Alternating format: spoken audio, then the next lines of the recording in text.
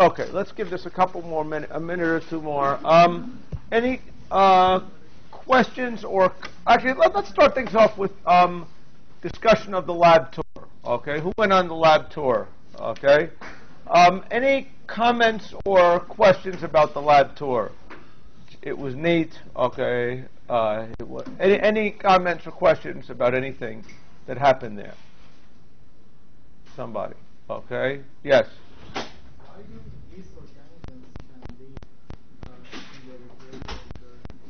So the question is, why do they have so many refrigerators? That's really the. Okay, hold on. Let me get this source thing up. Computer. Good. Okay. So the question was, why do they have so many refrigerators there? Okay, and in particular, why do they does yeast do okay in the refrigerator? The answer is it cells that become dormant. Okay, it's not that that the yeast is growing in the refrigerator.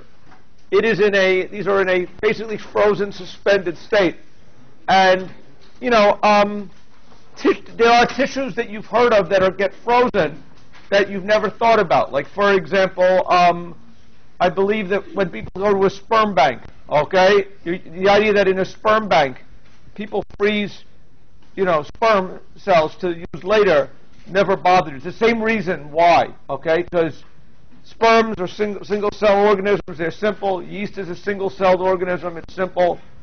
It seems to be a different thing than if I put a graduate student in the freezer, okay, and hope to thaw them out, okay? I don't know if you have a more intelligent answer than that, but that's basically the answer that I would give. Okay? Yeah. Same question to our guide, and he said that sometimes when you publish a paper, you have to keep that yeast or whatever for like many years, because they had some yeast from 30 years old. Yeah. So the fact that these freezers are a big deal to these guys because it's just like you guys have big hard disks, right? Save your work. I have 30 years of work. I think it's actually 30 years of work now on my hard drive, right? And my files I can retrieve at any time, and so being able to store, strains that were interesting to you at one point, and then look at them again is an important thing.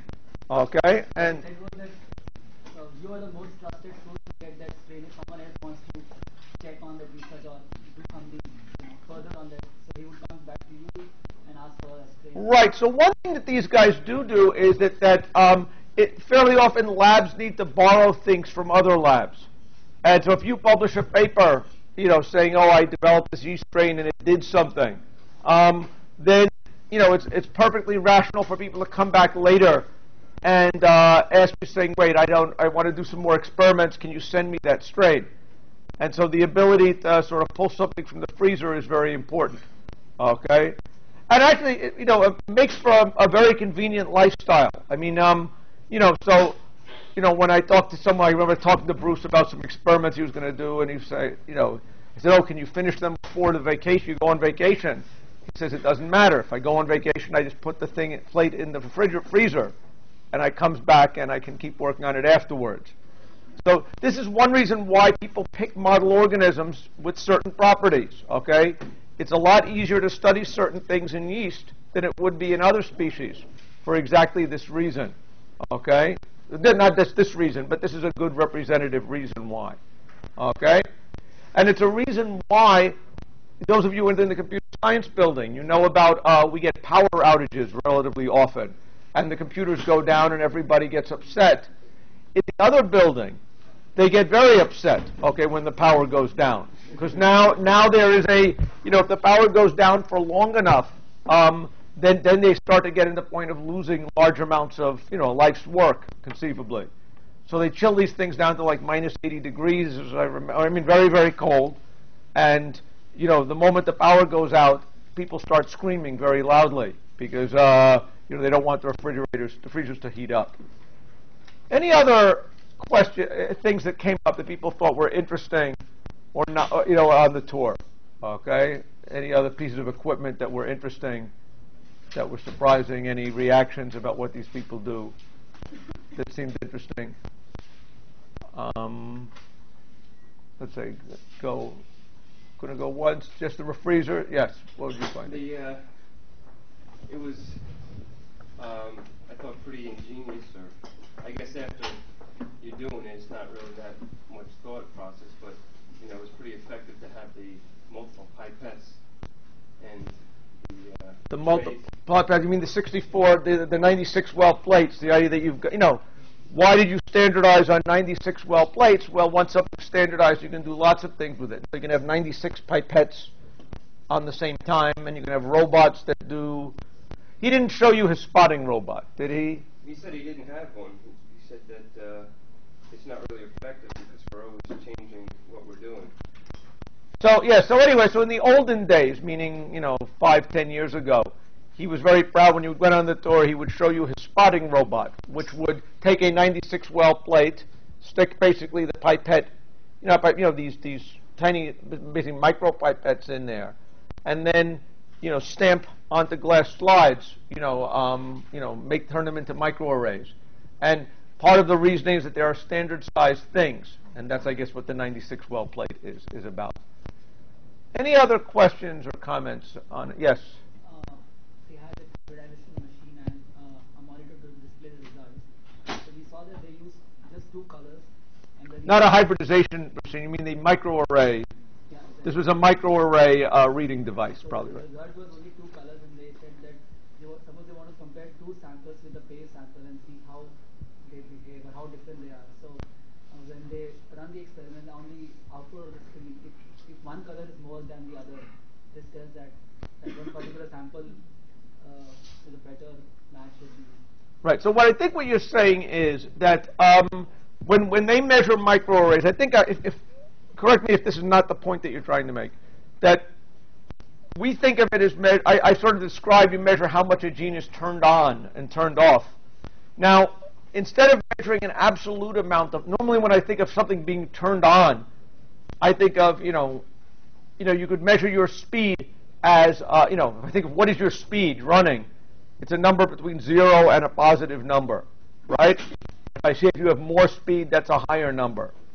Instead, what they do with a lot of these experiments is, in the microwaves, is they will compare them to a baseline, right? And so what they will give you is not an absolute measurement, but a relative measurement relative to a baseline. That's what I guess you're talking about. Okay? And so in this case, instead of telling you that you're running at 10 miles an hour, it will tell you that Skiena, you're running twice as fast as Skiena. Okay? That would be what we would kind of be getting, because it'd be, you're measuring in some sense the ratio of these signals, because you can detect the green fluorescence independent of the red fluorescence. Okay?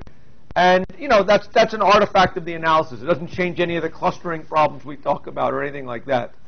But clearly that's basically the way they think about designing these microarray experiments in general, is to take them relative to a baseline.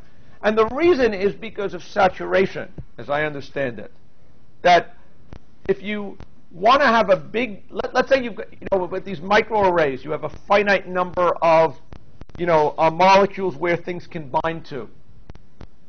If you overwhelm it with too much, everything's going to get bound very quickly, right? If your target has more things to bind to than there are places to bind, it quickly gets saturated, and you don't get an upper bound on sensitivity, right? There's a maximum that you can measure that way. But on the other end, if you compare it to a baseline, if you saw that 1 out of every 1,000 molecules was red, and you knew how much red was, you get a greater, in some sense, dynamic range that way. That's, I guess, as I understand, the reason for taking the ratios, basically. I think the one that they saw was the relative expression, in which you take RNAs from two different samples. So one is, let's say, a mutant and a wild type, and you're comparing the levels of gene expression.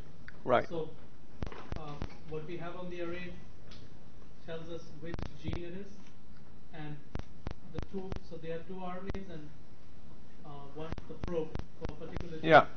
And the ratio tells us how much overexpressed is one over the other. Right. Okay? But recognize, so why do they measure it like that? Okay? I don't remember the exact reason, normalization becomes difficult if you take absolute measures and you want to compare them. Right. So there are a couple of different issues with making absolute measurements. One. So one way what you're saying is the way that you might have thought of doing it originally, okay, is that you take this particular gene. You have two different microarrays, one for sample 1, one for sample 2, right?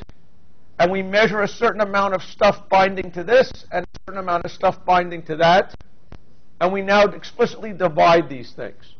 That would have been one way we could get this relative expression, right?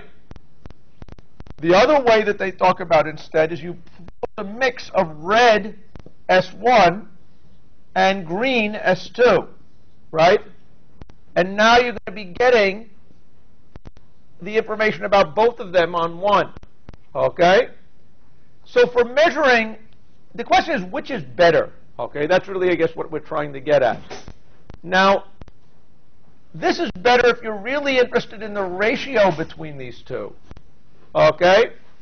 Ideally, I would think, if you could get the absolute amount, okay, that might be more useful in certain contexts, but it's hard to get the absolute amount, okay? There are more variables you have to worry about, okay? Like, is this microarray as good as that microarray, if you compare them later, okay? So that's one of the reasons why it's better to do it with a ratio approach. The bottom line, this is what they get, yeah.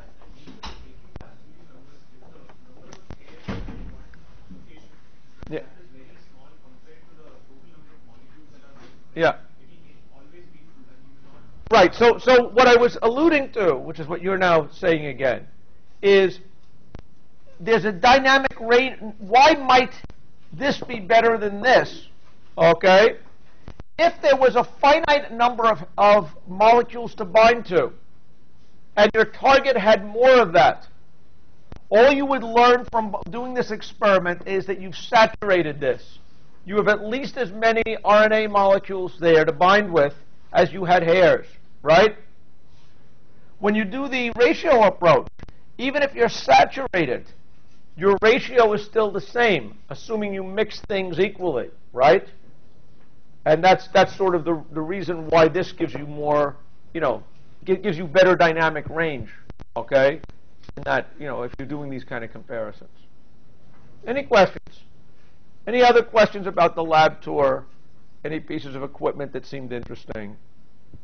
Anything like that? Okay. Okay, good. So I hope you enjoyed that. Okay. So as far as the remaining business for the semester, okay. At the end, we're nearing the end of the semester. There is going to be a project due. The project I said was due Thursday. It still is due Thursday, so don't get too excited. What I am going to do now, however, is to pass around a sheet. I would like to have everybody sign up for a slot with me to talk to me about what you did on your project. So I'd like to give you a few minutes to give your case that you did something worthy, okay? And so what I'm going to do now is pass out a sign-up sheet. Every group to sign up for one slot, okay? And I will let you give me your paper at that meeting, okay? The meeting slots are Thursday after class, only for a small number of slots. And Friday, a certain number of slots early in the morning and before 3 o'clock on Friday. Then I'm going to go leave. And if I don't have your final report in hand, that's bad. Okay? So I'm going to pass this around. Sign up for a slot that I have here for your group. If you can't make a slot, you can turn in your paper to me, and I'll read it without the slot. This is just going to argue your case better. Any questions about that? Okay? And so I encourage as much of your group to show up at that time as possible. Okay? So pass this the sheet around. At the end of the day, at the end of class, when it gets there, let me know so I can just check that. Any questions about this?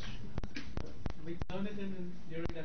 You can turn it in to me at that point. Okay? So that will give you a couple extra minutes. You don't have to cut class on Thursday to do your report, your project. Okay? But that means that it may be due up to, 22 hours later at the most, okay, depending on what slot you sign up for. Any questions? Okay. Try to sign up for the earlier slot, okay, because I don't expect, if you haven't done too much all semester, the extra 22 hours shouldn't help too much. Any questions here? Okay. Any questions about what you should be doing or turning in? I want to see your staple to your thing. I want to see your proposal and your progress report. I want you to write up a report showing me what you've done, okay, during the semester, okay, and what the conclusions are, stuff like that. Any questions? Okay. Okay, beat on that. Okay. Any other questions? Yes, question. Do we need to submit code?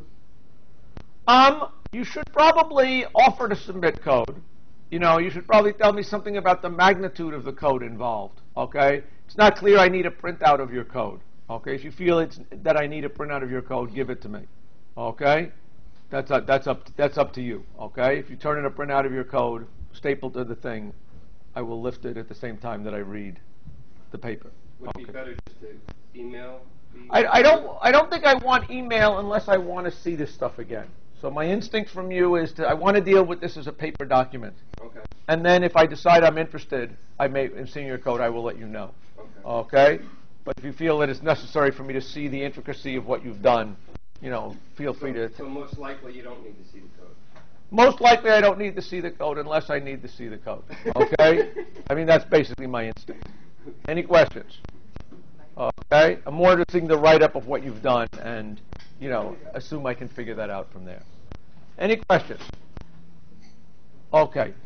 So what I wanted to talk about, last class we started talking about phylogeny, okay, the idea of evolution and how we reconstruct trees from things. And in particular, so last class, let me actually lower this now. Let me hope I can get this out. Yes. Let me do that, and maybe I'll lower this a little bit. Excuse me? Yes. Do you have a question about final? Final, yes. What about the final? Do you post like old finals? Like No, I don't post old finals. The final will be like the midterm, only more so, is the way to think about it. So basically it's accumulated, right? it will be cumulative, okay? So maybe a slight, but only slight, bias towards the second half of the course, okay? But it will be cumulative. So you should, first study the stuff that we've, talked about since the midterm, okay? And then, I'll expect you to know stuff that you knew at the midterm, okay? Any questions? So it'll be a similar format, similar enough that, again, there'll be the short answer bio questions, there will be some algorithmic questions, stuff like that. So when is it? The final will be, I think, a week from today, if I'm correct. Is that It is right? 14. A week from today in this very room at, I believe, 5:15. Am I correct about that? 15. So it's a late thing. It's 5:15 on Tuesday. Okay? So work on that then. Any questions? Okay, we can talk more about the final next class. Okay? Any questions? Okay, so we've been talking here about started talking about evolutionary trees. And we had this idea, I think that from last time's lecture, we had the idea what a phylogenetic tree was. We had an idea that, reconstructing it was an important and hard problem. We had the idea that there were two different kinds of data you might be able to use for reconstructing things from. One would be what I will call distance data. I give you as input a species by species matrix of how similar they are, okay? And then given the species by species matrix, I say build a tree. The other was sort of a feature matrix. I give you a species by feature data, where a feature would be, does it have scales? Does it have legs? Does it swim in the ocean? Stuff like this, okay? And the goal then is to in both cases, try to come up with a tree that will reflect the reconstruct the evolutionary history that got us here. Any questions about that? Okay, so that's where we were. I'd like to start by talking about the algorithms for distance data. And the first idea that should come up with, if I told you I give you a distance matrix which tell me my species by species, species 1 through n, 1 through n. Each one tells me how far apart they are. Okay? How can you build a tree to reflect that? The first idea that would come up would be to think back to our clustering algorithms.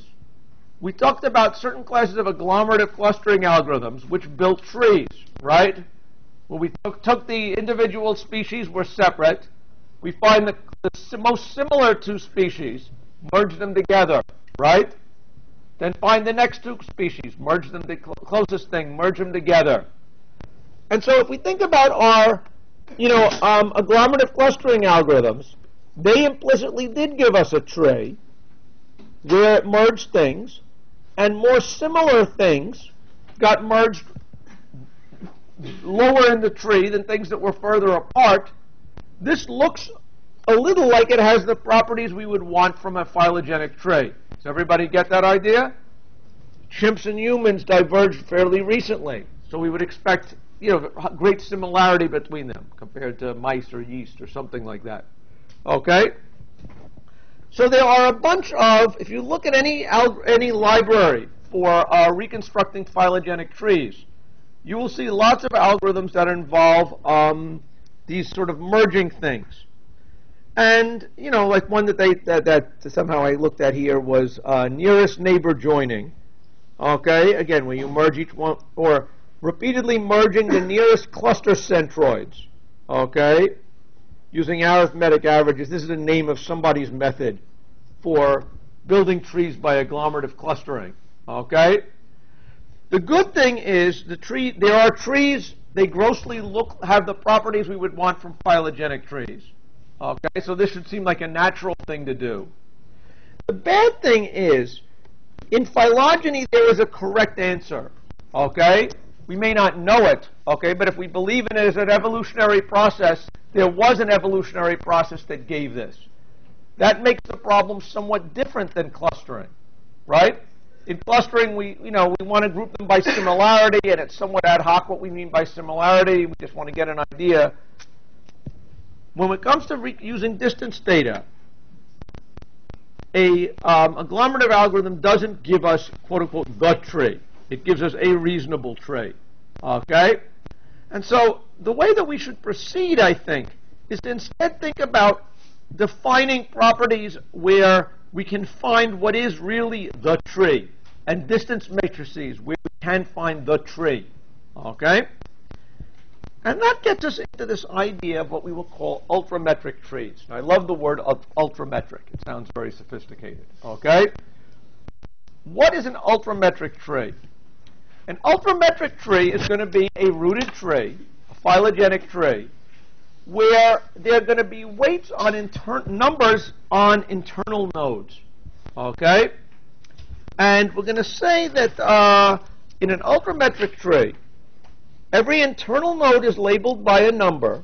Okay? Every internal node has at least 2 children, meaning it's a real tree. A tree that only has 1 child, there's no branching of. It means that there's branching events. Trees are defined by branching events. Okay? And the property that makes an ultrametric tree is that on any path from root to leaf, the labels strictly increase. Okay? So let's draw a tree. Here we've got a tree. It's branching, right? Let's say I leave it like this. If I have numbers like 10, 7, 3, 8, okay? I have the property that each internal node is labeled by a number. The numbers decrease as we go down the tree, right? And, again, the leaves themselves don't have numbers, okay? This, I claim, I don't know if this sounds like a natural concept or not. I will claim an ultrametric tree makes sense as a phylogenetic tree if we interpret these labels as meaning millions of years ago. Okay? Suppose we think of a tree, a phylogenetic tree, each one of the internal nodes represented a branching event, right? That branching event in principle happened at a period in time, correct? Okay? And as you move down the tree, you have more recent events than you had before. Does everybody get that idea?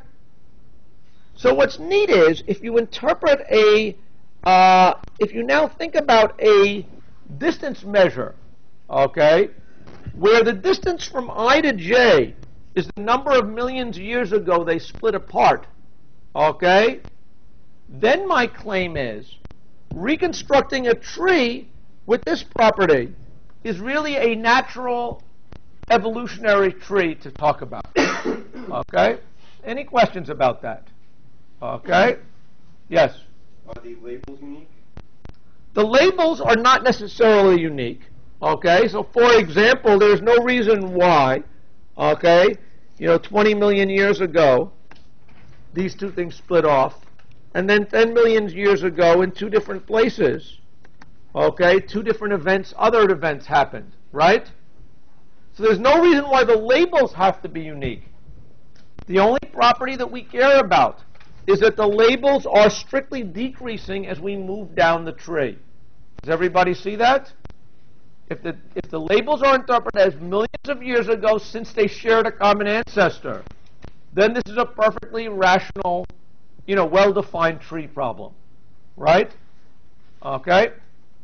So my claim is now, the problem of reconstructing ultrametric trees is going to be as follows. I take a look at every pair of species. Okay, again, here's an example here. Here was a phylogenic tree, is an ultrametric tree. The leaves are the individual species that are alive today. Okay, the branch points represent splits and populations. The splits occurred at a certain number of time. Again, I will say millions of years ago, although obviously it doesn't have to be millions of years. It could be days, whatever units you want are not important. But what's important is that more splits become more recent as you move down the tree. Okay? And the claim is, suppose, let's say, I could look at my species, every pair of my species, and figure out how long ago they diverged. Okay? Then my claim is, the ultrametric tree reconstruction problem is, given this matrix, build that tree. Okay? Any questions about that? Any questions? Now note that what we're assuming here are very special distances. Okay?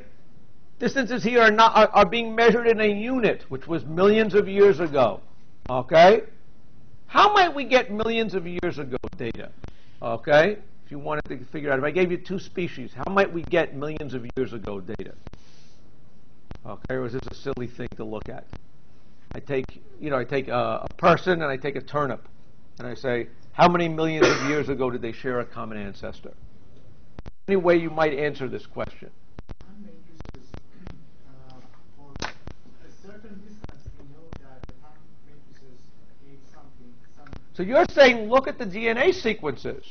That would be one way to do it that seems like a perfectly reasonable thing to do, right? Because if we take a look at, there was a common ancestor in principle between, here we've got a turnip and here we've got a person, right?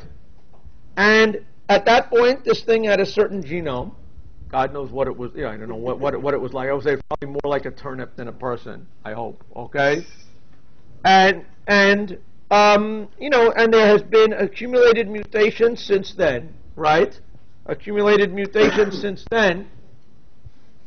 If we know how fast mutations accumulate, okay, it's not so bad. It's reasonable to make this kind of an estimate. Does that make some kind of sense? If we picture that mutations accumulate in a species at 1 out of every 1,000 bases will change every million years.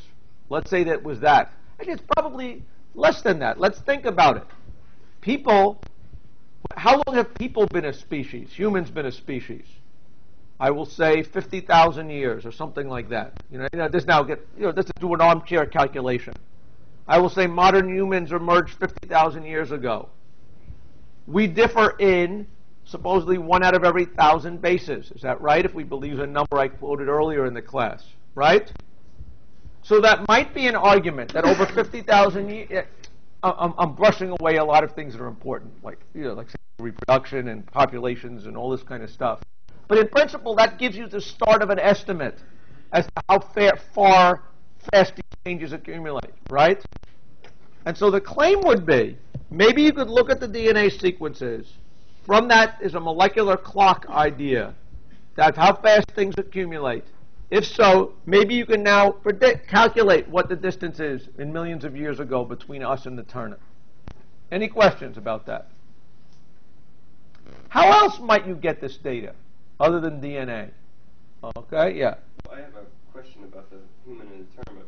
How much would there be much similarity between us? Would there be much similarity between us and the turnip? Well, let's think about it. Yeast, for example. You guys visited a yeast lab the other day. And is there much similarity between us and yeast? Okay, and the answer is, on things like cell division, the answer is yes. Okay, our cells divide, yeast cells divide. So certainly I would imagine, I am probably closer to a turnip than I am to yeast. I mean, turnip is a multi-celled organism and stuff like this. I mean, I'm looking at you. Do you think the evolutionary distance between me and turnip is closer than me and yeast? Okay. So the answer is certainly there is conservation of important genes to the level of us and yeast. Okay? Therefore, certainly there's going to be some connections between us and turnip. Okay? But again, that's a big stretch, right? We already know something about the phylogenetic tree between us and turnip. And if you say, which branched off quicker, humans, chimps, or turnip? That is not a hard phylogenetic problem, right? But the bottom line is there will still be genes involved, so we can measure a molecular clock. Okay? Any questions? The other way to do it, of course, would be that there may be other evidence that, paleontologists or species people can look at, right? And to say, well, we know something about the fossil evidence and says that the fossil evidence of these two guys seems to be a certain number of years ago. But I think the genetic evidence is probably more interesting here. Any questions? So now suppose I have millions of years, a matrix that for every pair of species tells me how many millions of years ago till they split. The question is, can I reconstruct the tree for it? Okay? Let's think about it. How would I do it? If I gave you a matrix here, okay, showing the split distances, how would you go about finding the tree? Okay? On one level, the algorithm is easy enough that it's probably something to think about and see if we can reconstruct it, rather than me speaking as a voice of God. Okay? How would you, given one of these these matrices, tell if there is going to be a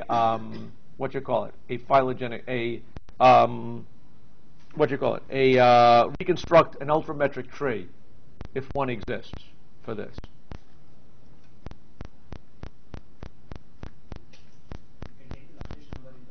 The largest number in the matrix and do what with it?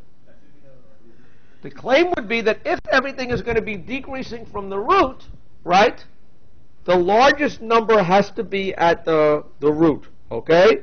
So now as I take this matrix, if I want to reconstruct it, now I know there is 8, and what do I do now? So the question is, can I now figure out recursively what is on? It would be great or sufficient almost if I could partition the elements into how many millions of years ago they were, right? So how can I, or what goes on the left side and the right side of this tree, right? How can I figure out what goes on the left side or the right side of the tree?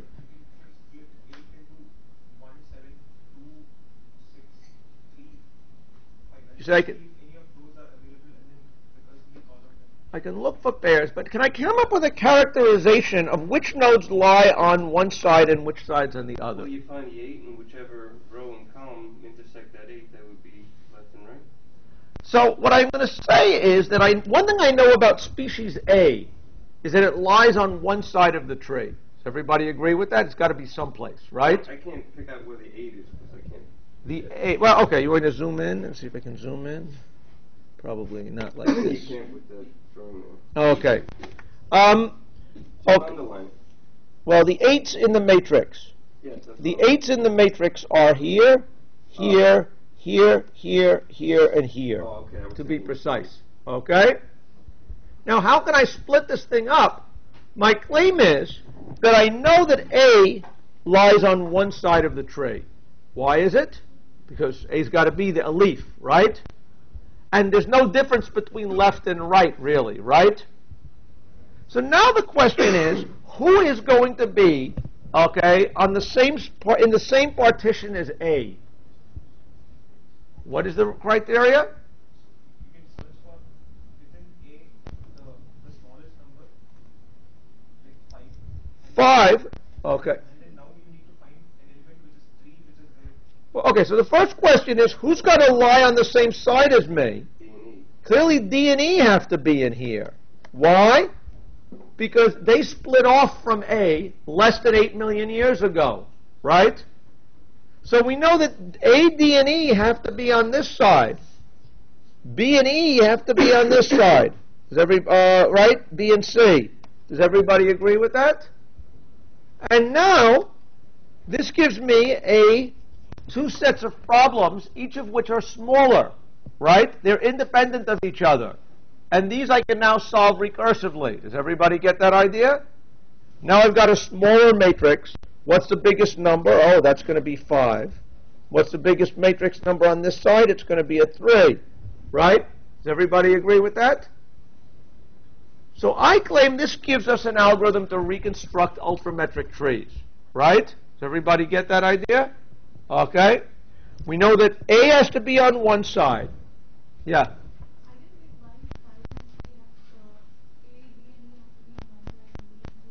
Okay, so why is it that D and E have to be on the same side as 8? Recognize that what does it mean when AD is equal to 5? That means A and D split 5 million years ago, right? Now let's think what that could mean. Could it be that these two split 8 years ago, A is here, D is here, and these split 5 million years ago? That doesn't make any sense, right? Because at this root, this is where the least common ancestor to A and D is defined in this case by this, right? And that says that they had to have split up 8 million years ago. So the only way that A and D could have split up 5 million years ago would be if D has to lie on this subtree. Does everybody agree with that? Okay. So the basic reconstruction algorithm, my claim is basically follows this. Okay. We start with the root we define as being the biggest distance. Okay, because that's where the first split has to have happened, right? Anybody who's a buddy of mine, who's a distance of less than that root number, has to be on this side of the tree with me, right? And,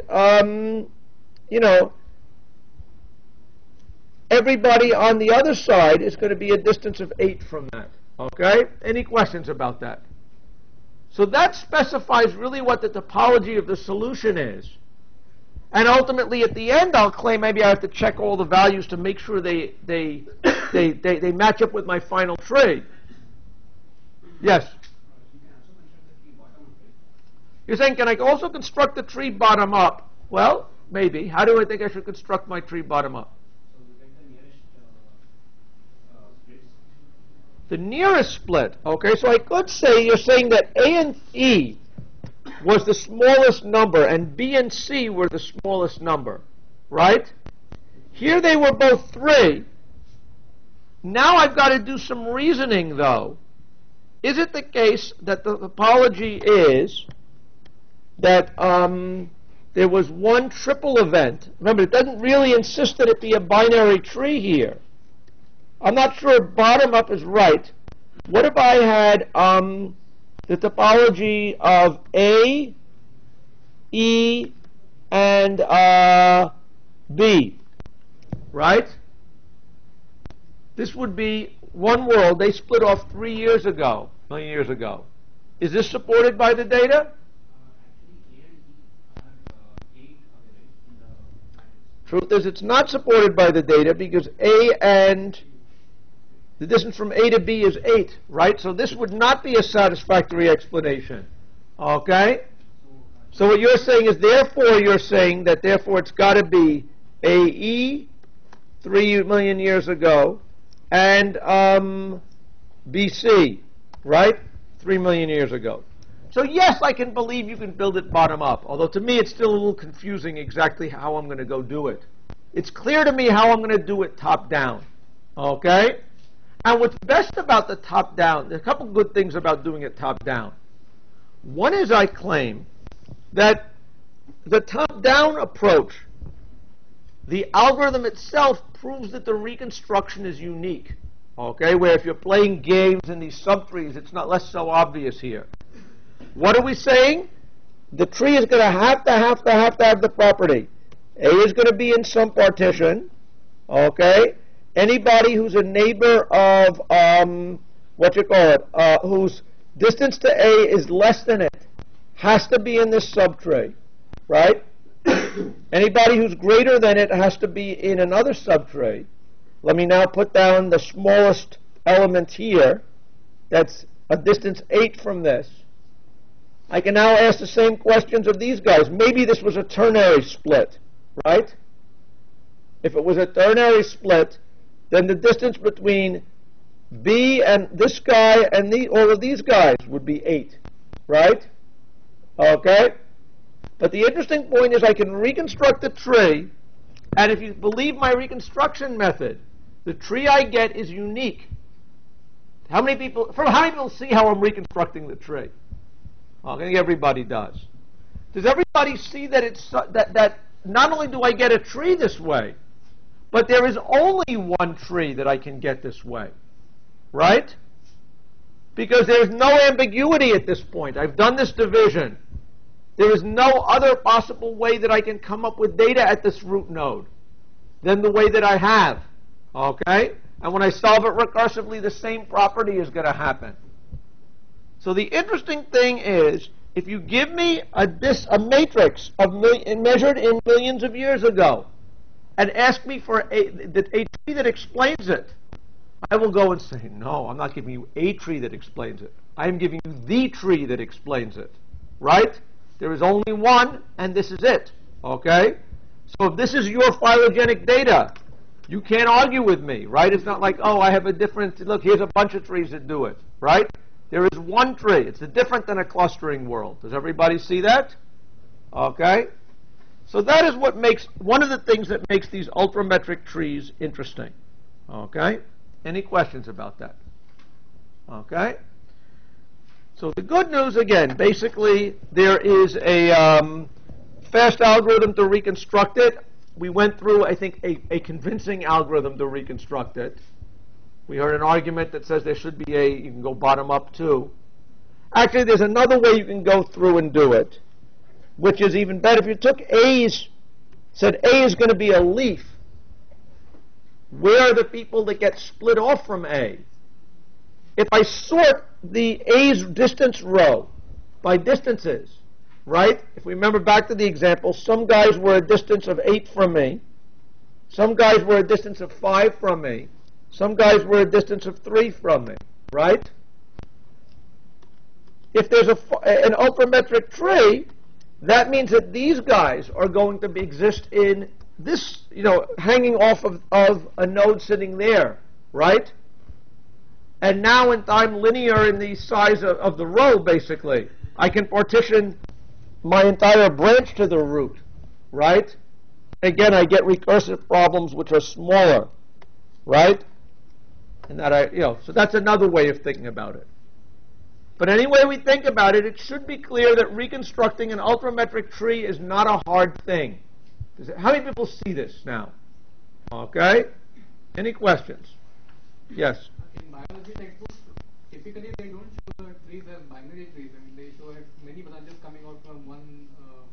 You're saying that it doesn't have to be a binary tree. Well, if it's not a binary tree, first of all, nothing I said here said it had to be a binary tree. Okay? If you're partitioning only in two parts, then it always. Well, no. I'm partitioning on the path up to here, right? Now I'm going to have to do something with this subset. Okay? And I claim I can pick any element from this thing and find out what is its path to the root. Right? Okay. And there's still going to be some guys hanging off of here. So there is no law that this is going to be a binary tree. Okay? So if you're saying, oh, I want my ultrametric trees to not be binary, okay, that's perfectly, there's nothing inconsistent with that. Okay? What is true is, whatever your data is, if it can be reconstructed by an ultrametric tree, it can be reconstructed by only one ultrametric tree. Okay? Which means you now have a convincing arguing point if you get this tree from it. Any questions about this or how this reconstruction works? Okay? So the good news is it is easy to find an ultrametric tree. Okay? The bad news is it's only easy to find an ultrametric tree if the data is perfectly ultrametric, right? In particular, if you got an exact split of 2.9 of millions of years ago. Does everybody see this? Now, what if the data isn't completely consistent? Okay? Suppose, let's think back to our example here, where 8 million years ago there was a split, right? And looking at all of these species and all of those species, right? We were assuming that between any pair of these, we would get exactly the distance of 8 million years ago, right? Now, if I compare the DNA sequence between this one and this one, maybe I would get 8. But it seems hard to believe if I compare this one with this one, I wouldn't get 7.9. So 8.1, something like this. Does everybody see that? So if there is noise in the tree, the problem becomes completely different. Does everybody see this? This is sort of, so the good thing is ultrametric trees are easy to reconstruct. The bad news now is, note that it's unrealistic to say you've got exactly perfect numbers for these things, right? And once you've got some noise in here, the whole algorithm will break down. Does everybody agree with that? Okay? And this is often the sad story of phylogeny. It is that you can formulate a lot of neat, clean tree reconstruction problems.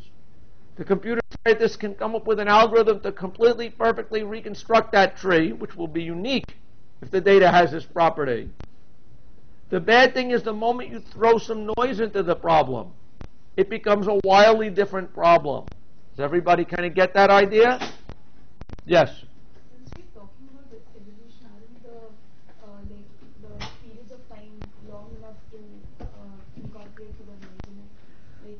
Does it So you're saying, you want to say that if evolution happens slowly enough, the branching points should be far spaced enough, is what you want to sort of say, right? That if it's something like this, the distance between this split and this split, you want to be so far, you think hopefully it's far enough apart that you will be able to look at these guys, come up with an average, let's say, distance between them, and correct those values so it becomes an ultrametric thing. That might be what you're trying to think. And the answer is maybe, but it's not clear that you've got tools enough, you've got any way of guaranteeing it. Things evolve very, very quickly, okay? A good example of that actually was, I don't know if people heard, what was the big genomic science news of the week this week? Has anybody read it? Arsenic, right? Has everybody found the bacteria that loves to eat arsenic? Or more to the point, normally before this, everyone thought phosphorus was necessary for life, right? But was perfectly happy having, eating arsenic, okay, living off of arsenic instead of phosphorus. That was basically the news story of the week, right? How did they do this? Okay, they went into a place where the mud's filled with a lot of arsenic, Found bacteria that could tolerate arsenic. Arsenic is poisonous, right? Feed it to your roommate and you'll see what happens, right? Your roommate can't tolerate it, but the bacteria living in this mud, in this arsenic-rich soil could. But then what they did was they basically bred this for a certain number of generations in an environment where it only had arsenic. It gradually ratcheted up the amount of arsenic and down the amount of phosphorus, right? And so what the biologist was really doing was conducting evolution in some sense in the test tube, right? And after a small enough amount of time that the biologist could live, okay, you had produced a strain that was arsenic, basically lived only on arsenic. And so if you take that as a lesson, that answers your question, right? Certain types of evolution can happen short enough that the time between here and here is, the lifespan of a biologist research project, okay? So you can't trust the separation from this as being good enough to reconstruct use that to overcome the noise in your data, okay? Although obviously if you were using this for a real project, you'd try to do something like that. Any questions about that? Okay? So what do we now know? Ultrametric trees are natural models. They are good, easy to reconstruct if you have no error, but if you have error, it gets to be a problem. Okay, and then in fact the problem becomes NP complete, and you've got to start using heuristics and cleaning up your data and doing that kind of thing. Any questions about that? Okay, yes. What's the definition of noise? By noise, what I would mean is errors in the measurements. So if we go back to our, how do I go back to it? Boom, boom. Here was my ultrametric tree matrix. I think if I can zoom in here, is this going to zoom? No. All right, here's zoom. What is noise? Here is my matrix. Suppose instead of giving it like this, I gave you 7.9, 8.1, 4.97, 3.01. This is what I mean by noise. Okay? It's no longer the case that all the numbers on this, the distance between all the species on this side and this side all agree on the exact same label. Right? That's where the problem becomes hard. Okay? Any questions? Okay? Yes? So what she's saying, that was her idea. She was saying, wait a second, these numbers are so far spread apart that I can just average them around them. And if they are far apart, yes, you can. But there's no law that says they're that far apart. Okay? And it has to do with the question of what is the accuracy of your measurement relative to the spread between these guys. Recognize that now you're no longer, before we were so confident, we said one ultrametric tree.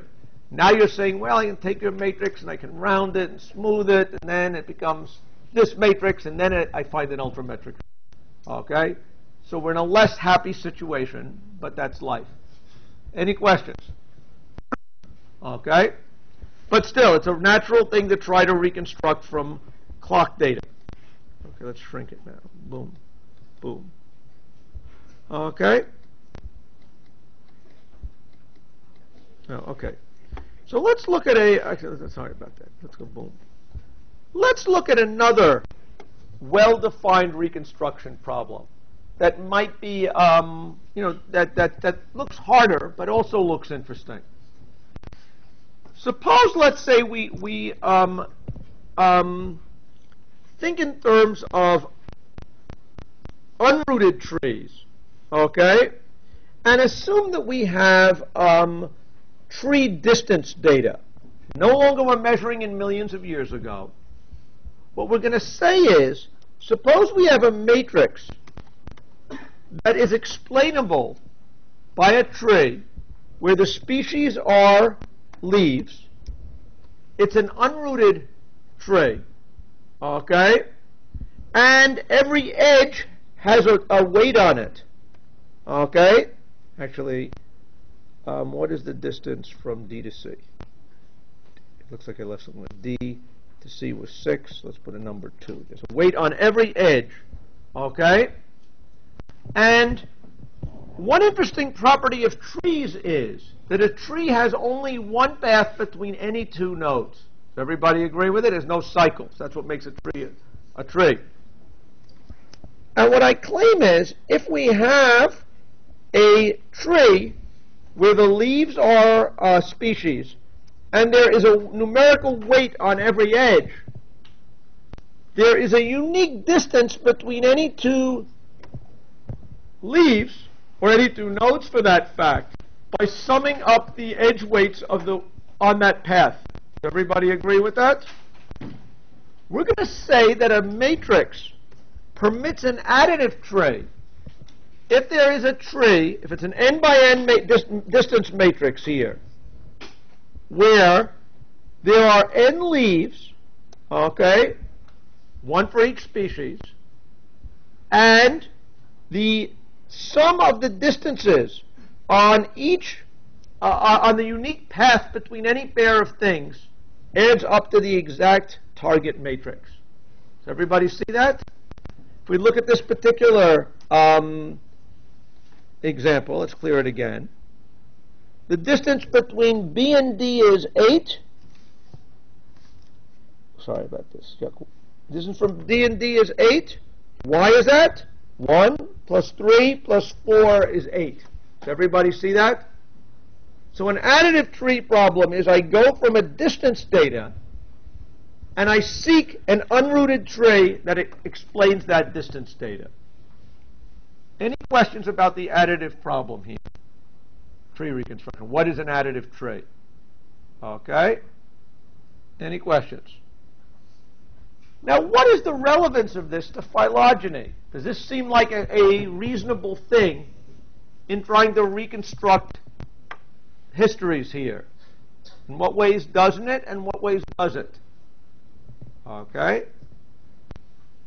Here again, we've got a notion of the distance between two species. You could figure that out from this genomic data again, right? How many mutations were there from here to there, right? We don't need to explain it as millions of years ago now. Right now it's just a distance, right? So this, in that sense, seems like it may be a more realistic thing. What bothers you about an additive tree as an explanation of evolutionary history? Will it be unique? The answer is yes, it will be unique, but that's not obvious, okay? What would bother you, though, about this being an explanation of evolutionary history? Where is the root? Does everybody see that? So you're saying, wait, phylogeny is a rooted tree. You're reconstructing something that's not rooted. But we talked about this a little last class. How do you go between an unrooted tree and a rooted tree? Okay? What is this? What is the operation you need to do? Take one of these edges and subdivide it. Does everybody agree with that?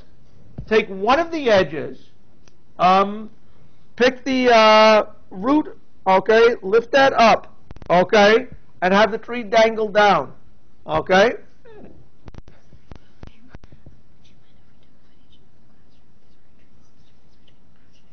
Okay, guys, there's some people, do you mind getting filmed in this film? She's filming it for a project. Does anybody mind this? You're already being, who minds it? Anybody mind? Okay, film it quietly. Don't bother. For what it's worth, you're already being filmed from up there. So whether mine's being filmed, it doesn't matter. We've got her. Okay. Any questions? So what is this thing? Okay, but please be quiet and don't disturb. Okay. But what is interesting here? You've got a unrooted tree. You can subdivide at any point, lift it up, and you suddenly have a rooted tree. Does everybody see that? So there's a close connection here. Now, what if I'll make it even easier for you? You say, wait a second, but still, how do I know what the right place for the root is, right? What if I did the world where these were species like, let's say, human, elephant, mice, and the last one was yeast, right? One that's really way far apart. Does everybody agree with that? If everybody else is relatively close and there is one out species that is wildly different, what is the rooted tree of this going to look like? The first split is going to be yeast, and then everybody else is going to be here, right? So if one of your species was an out species where the distances were very, very large, my claim is you know how to where to actually turn it into a rooted tree. Does that make sense? Okay? So I don't want to hear any more about the rooted treeness, okay? I want to claim this is now a perfectly rational thing to want to reconstruct, and that it has interest for phylogeny. Any questions about that? Okay? People see why this is a perfectly reasonable model. If you can give me distance between every pair of species, okay, building an additive tree and figuring out where the root is a reasonable way to put it together. Especially since I can add one species to my data set that will make it easy to find the root. Okay? Any questions about that? Okay? Yes? I didn't get how did you get the root. How did I get the root? What I wanted to claim is two things. One is I can root any tree. I can turn any unrooted tree into a rooted tree by putting a vertex, subdividing an edge, and picking it up by that. Do you see what that operation is? So it is clear that I can take a rooted tree, an unrooted tree, and root it. The problem you're having is I could root it in principle here, or here, or here, or there, right? But if one of these species was so far out, then I claim that there is no way that I can, since I'm making up this matrix, right? These are the species I want to do, right? By putting in some really this evolutionarily far away species. My claim is I'm going to end up with a tree with the rooted tree topology is going to have to look like this, right? In which case it really tells me I know where the root is, right? And at that point I can use this now algorithm for reconstructing unrooted trees, okay, as a perfectly fair thing to do. Okay? Any questions? Okay? So I claim this problem of reconstructing additive trees is a perfectly rational evolutionary model. Okay? Any questions about that? Are people semi-convinced of that? Okay? You're convinced, or your question? But how to assign edges to, how to assign the numbers to the edges? Ooh, so your question now is how do I do it, right? And that's a fair question. This is now not so obvious to me. How do I go from a matrix like this, okay, to the tree, okay? I can ask you to think about it for a few minutes, okay? But this time you're not going to find it, because this time is a clever one. This requires some cleverness, okay? Does anyone want to think about it? The hard part is now I've got to find, I think if I gave you the topology, let's think about how you might think of doing it originally, right? Suppose I gave you the tree without the weights. Could you hope to figure out the weights now? Now I think maybe you think you could do it, right? How would I do it? Maybe by solving a linear system of equations, right? The distance from A to B is equal to this plus this, right? The distance from A to C is this plus this plus this, okay? So if I gave you the topology of the tree, you could reconstruct the weights, right? But the problem is there's lots of different topologies here, right? We counted how many there were last time. And now the thing that seems very hard to me is how do you reconstruct what the topology is?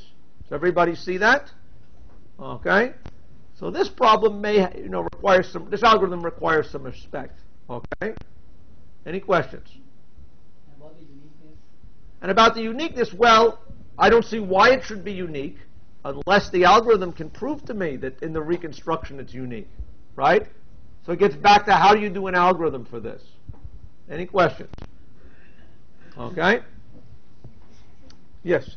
So in the middle, the vertices, that we assume that there is some organisms? Well, okay, so what is the point? We assume that there is, what are we assuming? What is this thing is what you're asking, right? Well, we agree, what we are assuming is that the model is represented by a tree. Does everybody agree with that? If we have a tree that leaves a species, internal nodes have to be there. If it's a tree, you've got to have internal nodes, right? Okay? Now, once we root it, it then becomes a rooted tree. And then then you have no problems thinking about the roots, the intermediate nodes as species, right? So you agree with that? Once it's rooted, your question goes away. Do you agree?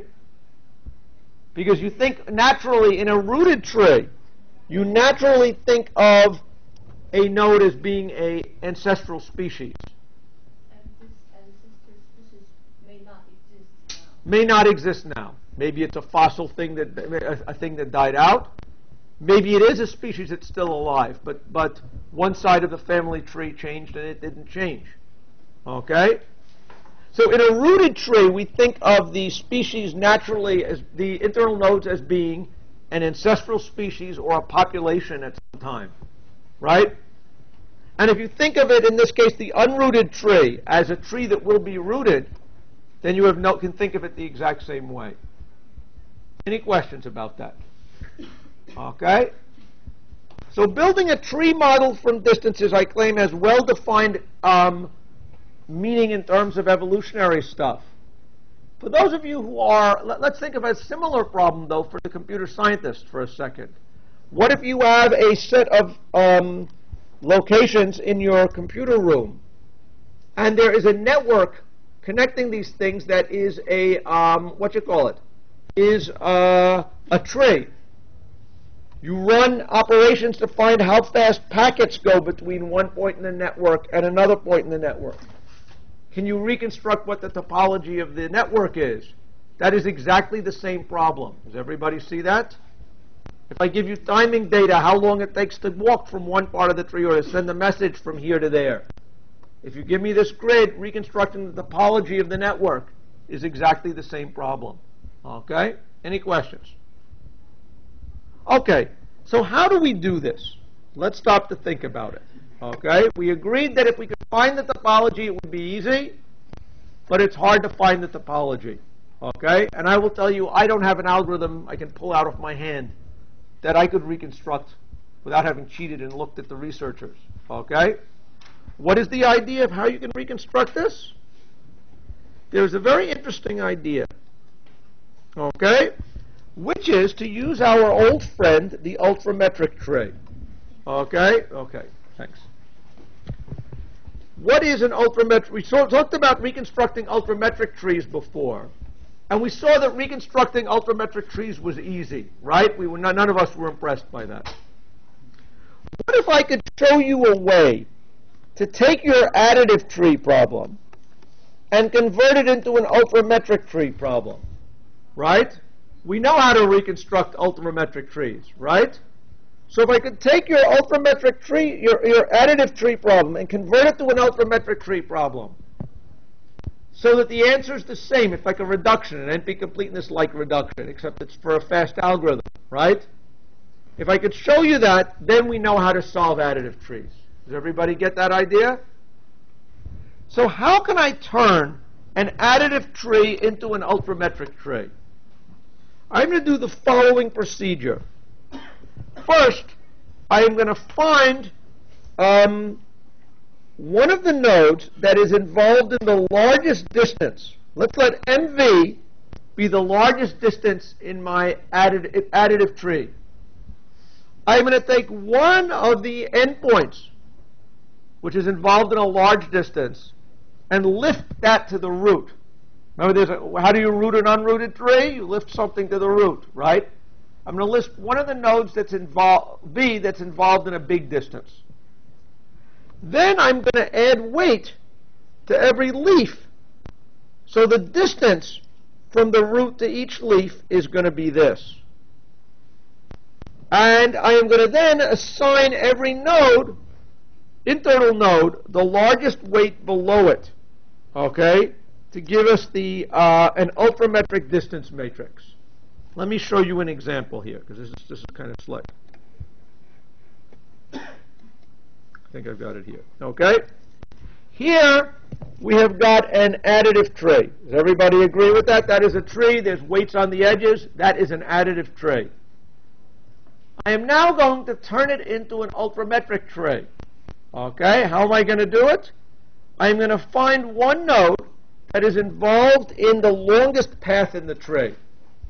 What is the longest path in the tree? It goes from here to here, if I am correct. No. Okay, if I oops, oof. Where does it go? It goes from here to there. Everybody agree with that? I'm going to take one of my nodes, A, that's on that path, and lift it up to the root. So everybody see that? Now A is the root of my ultrametric tree.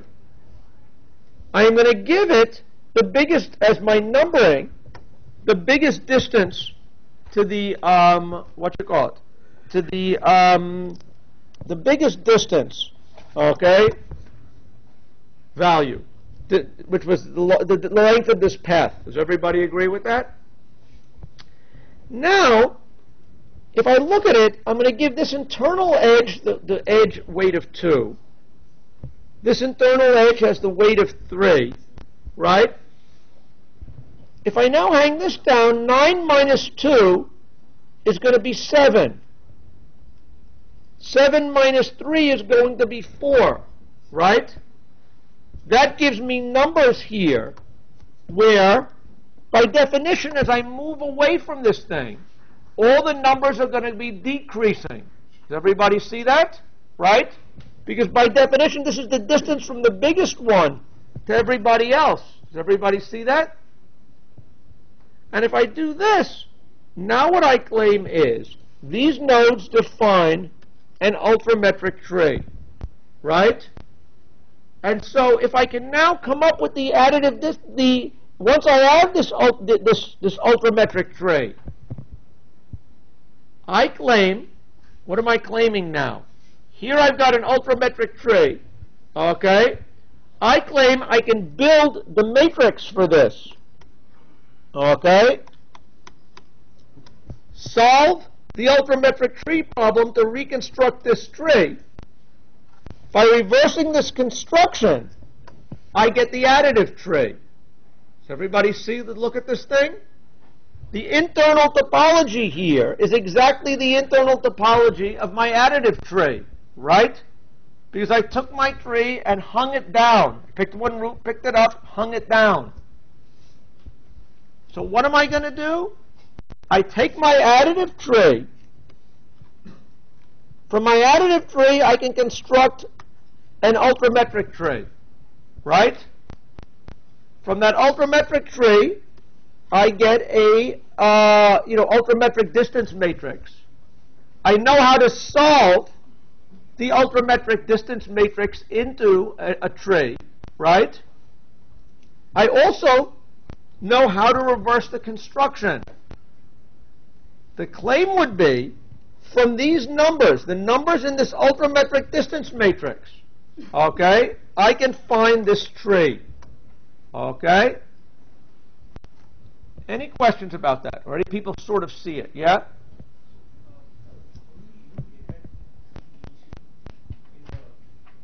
So you're saying, how do we get the tree initially?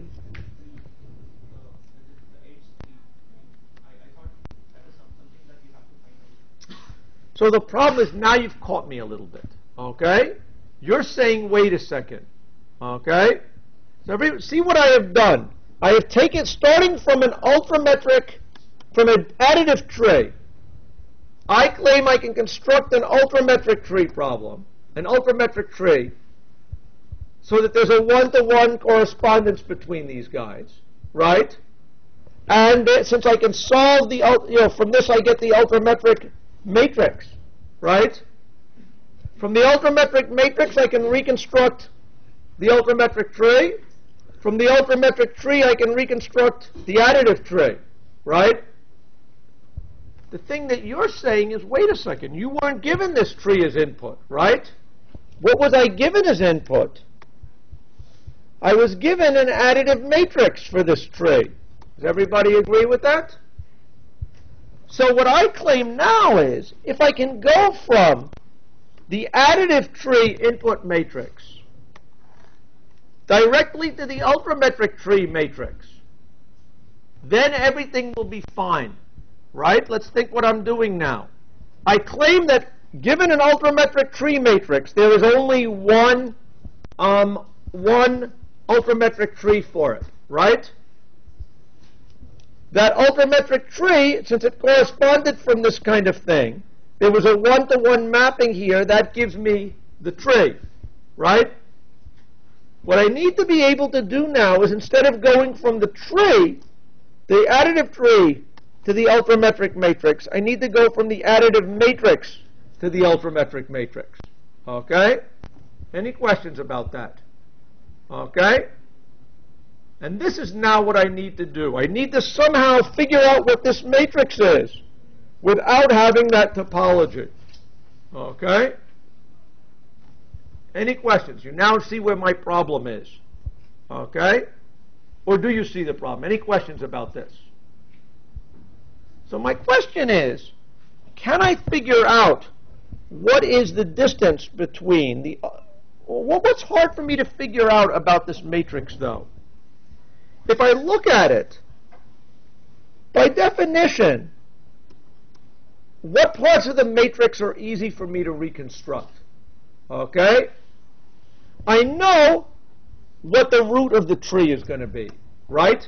Because it was defined by one of the largest distances, right? I know that every species in my tree, because I'm adding these extra values to it, is going to be a distance 9 from the root, right? Sort of a special case. It's not a binary split here, right? So a certain part of the tree, I can reconstruct the matrix just from, without actually having the tree, right? Just taking a look at the, here, oh no, take it back. Here's my additive matrix. Here's my ultrametric matrix, right? I know that for species A, everybody is going to be a distance of 9 from it, because 9 is the biggest distance in this matrix, right? Does everybody see that? Because that's what I picked as the way to root it. The bigger question is, what is the value that I should give here, okay, for an internal node? What is going to be the ultrametric distance between C and D, right? I'm just given this additive matrix. I know there's going to be a tree. If I look at this thing, I want to know what is the, actually this is really what I want to know, right? What is the ultrametric distance between C and D that I can put in here? What is the label of this node? My claim is I can figure this out without actually knowing the topology of the tree. What? Yeah?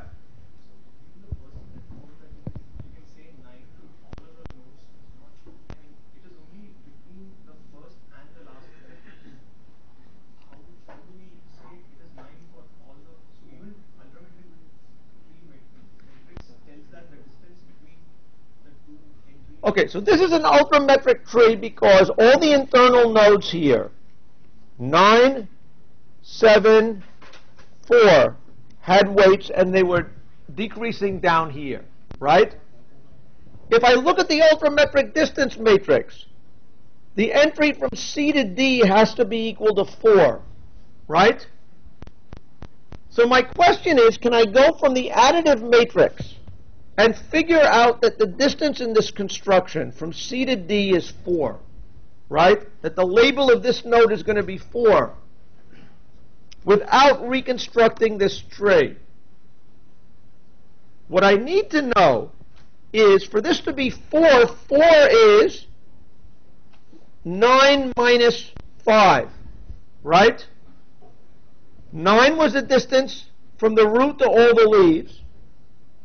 5 is the distance till the split point from C to D. Does everybody see that? The reason why this is 4 is because the distance in the additive tree between these two was 5, right? So if I could figure out what the distance from here to here is, without knowing the topology, That would suffice to figure out that this is going to be 4. Okay? Does that make sense? How many people does that make sense to? Okay, 1, 2, okay. Yes? So you're going bottom up from the pairs. Well, not going bottom up. What I'm going to claim is I can figure out that the distance till the split point here, okay, is going to be, I need to be able to figure out that the distance till the split point was 5. From just looking at the additive matrix and not the tree. Okay? But I claim I can do that. Why is it? Let's look at this problem more carefully. I have the distance from A to C in my additive matrix, right? That was 9. The distance from A to C is 9. Right? I know the distance from A to D. What's the distance from A to D? In this case it was 7. And I know the distance from C to D, right? Because I'm given an additive matrix. That's 6. Can I figure out what the distance of this is from these 3 pieces of information? How do I do it? I claim that this plus this minus this, okay, is going to yield what? Twice the distance from here